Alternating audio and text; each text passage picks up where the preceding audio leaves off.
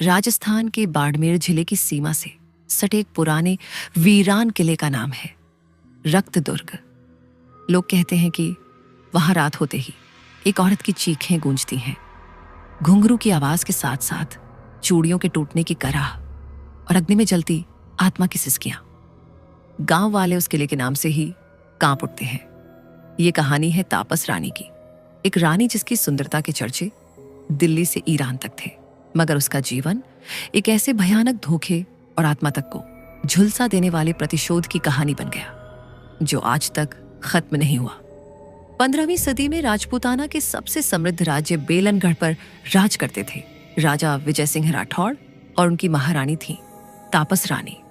रानी इतनी सुंदर थी कि उन्हें धरती की अप्सरा कहा जाता था, लेकिन उतनी ही बुद्धिमान और धर्मपरायण भी।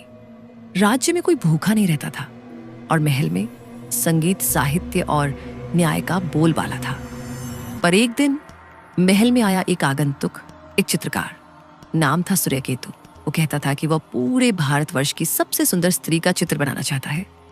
तापस रानी ने उसे अनुमति दी, मगर वो आगंतुक केवल एक चित्रकार नहीं था, वह था काला जादूगर दग्धनाथ, जो वर्षों से अमृता की खोज में भटक रहा था। कुछ ही हफ्तों में सूर्यकेतु दग्धनाथ ने रानी के प्रति आकर्षण दिखाना शुरू कर दिया और रानी ने भी पहली बार अपने पति की अनुपस्थिति में किसी और की आंखों में अपनापन महसूस किया। रानी की आंखों में एक अधूरा प्रेम था और दग्धनाथ ने वही कमजोरी भांप ली। रानी का चित्र बनकर तैयार हुआ, लेकिन उसमें कुछ अजीब था। चित्र देखते ही रानी की आंखें लाल हो गईं और शरीर जैसे कांपने लगा। किसी ने ध्यान नहीं दिया, लेकिन चित्र के पीछे छुपा था एक अभिशाप। राजा के एक युद्ध पर जाने के बाद महल में अजीब घटनाएं होने लगीं। रात्रि को दर्पण में कोई काली परछाई दिखती, सैनिकों को भ्रम होने लगा। अंततः एक रात रानी अचानक महल से गायब हो गई और मिला सिर्फ वही चित्र जिसके रंग अब रक्त जैसे हो चुके थे। सच ये था कि दग्धनाथ ने रानी को अपने काले तंत्र से एक चित्रजाल में कैद कर लिया था। उसकी आत्मा चित्र में बंध चुकी थी और शरीर उसकी जादुई प्रयोगशाला में। जब राजा लौटे और रानी के गायब होने की सच्चाई सामने आई, उन्होंने खोज अभियान चलवाया, मगर 3 महीने बाद ही राजा ने दूसरा विवाह कर लिया, रानी मधुरिमा, जो उनकी ही दरबारी की पुत्री थी। यह रानी थी दग्धनाथ की सहयोगी। अब असली खेल शुरू हुआ। 90 दिन बाद अचानक महल में आग लग गई और उसी कमरे में जहां रानी का चित्र रखा था, सेवक कहते हैं उन्होंने देखा कि चित्र जलने से पहले उसमें रानी की आंखों से आंसू निकले और एक तेज स्त्री सन्हक आवाज आई, धोखा देने वालों को मैं खुद चिता तक ले जाऊंगी। उस रात से महल में आत्मा का आतंक शुरू हुआ। नई रानी मधुरिमा की आंखों से खून बहता, राजा को सपने में जलती तापस रानी दिखती। एक एक दरबारी की रहस्यमयी मौत होने लगी और हर मौत के बाद उनका चेहरा वही बन जाता, तापस रानी जैसा। एक रात राजा विजय सिंह ने खुद को महल की छत से फेंक दिया। मौत से पहले उसने लिखा, मुझे क्षमा करना तापस, मैंने तुम्हारे प्रेम को नहीं समझा। अब मैं उसी आग में जलूंगा जिसमें तुम जीवित जलाई गई थी। गांव वाले कहते हैं उसी रात किले के बाहर एक बहुत बड़ी चिता लगी, बिना किसी शरीर के, और उसमें से औरत की हंसी आई। आज भी उस किले की दीवारों पर हाथों के जलते निशान हैं। रक्तदुर्ग के अंदर जो डॉक्यूमेंट्री टीम गई थी, उसके 5 में से 4 सदस्य लापता हो चुके हैं। केवल एक बची है, आशिता, जिसे गहरी मानसिक चोटें आई हैं।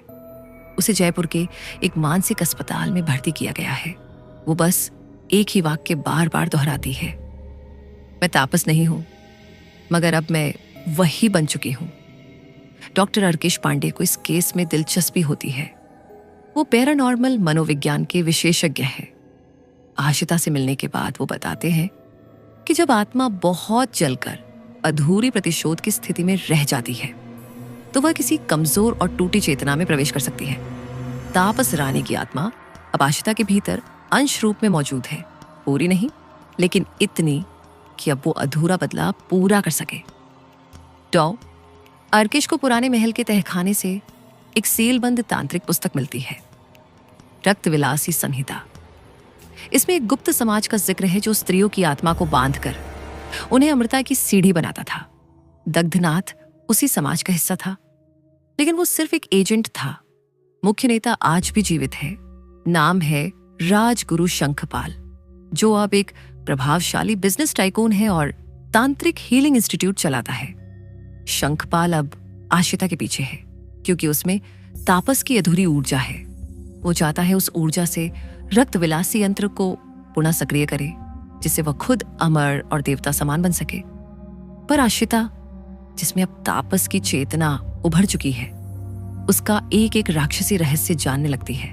वो देखती है कि कैसे शंखपाल ने सैकड़ों औरतों की आत्माएं काली दीवारों में कैद कर रखी हैं, जिनकी कराहने की आवाज सिर्फ आधी रात को आती है। शंखपाल रक्त दुर्ग को पुनः खोलता है। वह अंतिम रक्तजा करना चाहता है, जिसमें आशिता का तापस को बलि देनी होगी। आशिता की चेतना अब पूरी तरह तापस में बदल चुकी है। वो शंखपाल की आंखों में देखते हुए कहती है, तूने सोचा मैं जलकर राख हो गई? मैं वही राख हूं जो अब तूफान बन चुकी है। तापस रानी अब सिर्फ आत्मा नहीं, वो रक्तविलासी नाशिनी बन चुकी है। शंखपाल की हड्डियां चिता में जलती हैं, और उसके साथ वो चित्र भी जो रानी की आत्मा को बांधता था। पर कहानी यही खत्म नहीं होती। जैसे ही महल राख होता है, आशिता के गर्भ में एक धड़कन शुरू होती है। डॉक्टर्स हैरान हैं। वो तो कभी मां बन ही नहीं सकती थी, पर बच्चा सिर्फ इंसान नहीं, तापस रानी का पुनर्जन्म है। अब इस बार वह जन्म से ही जानती है, धोखा देने वालों को जलाना है। मगर अब आग नहीं, मैं खुद चिंगारी बनकर जन्मी हूं। 20 साल बीत चुके हैं। आशिता की बेटी, जिसका नाम है वायरा, अब राजस्थान के जोधपुर के एक कॉलेज में मनोविज्ञान की छात्रा है। सुंदर, शांत और पढ़ाई में तेज, लेकिन अंदर से हमेशा परेशान, जैसे कोई और उसकी चेतना में छिपा बैठा है। उसके जन्म से पहले ही डॉक्टरों ने कहा था, ये कोई आम बच्चा नहीं है, इसकी धड़कनों में कोई प्राचीन शोर है।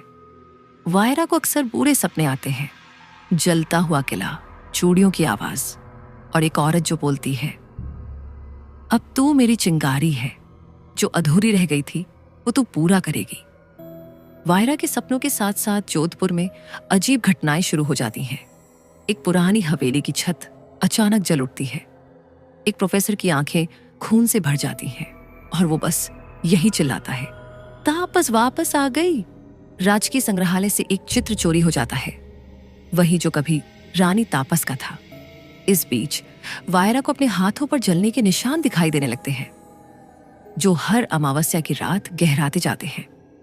एक वृद्ध लेकिन रहस्यमयी औरत, जो खुद को तापस रानी की सेविका का पुनर्जन्म बताती है, ईरा वायरा को बताती है कि वह रक्त शिक्षा से गुजरेगी, एक आध्यात्मिक जागरण जिसमें उसे अपनी पिछली चेतना को पूरी तरह पहचानना होगा।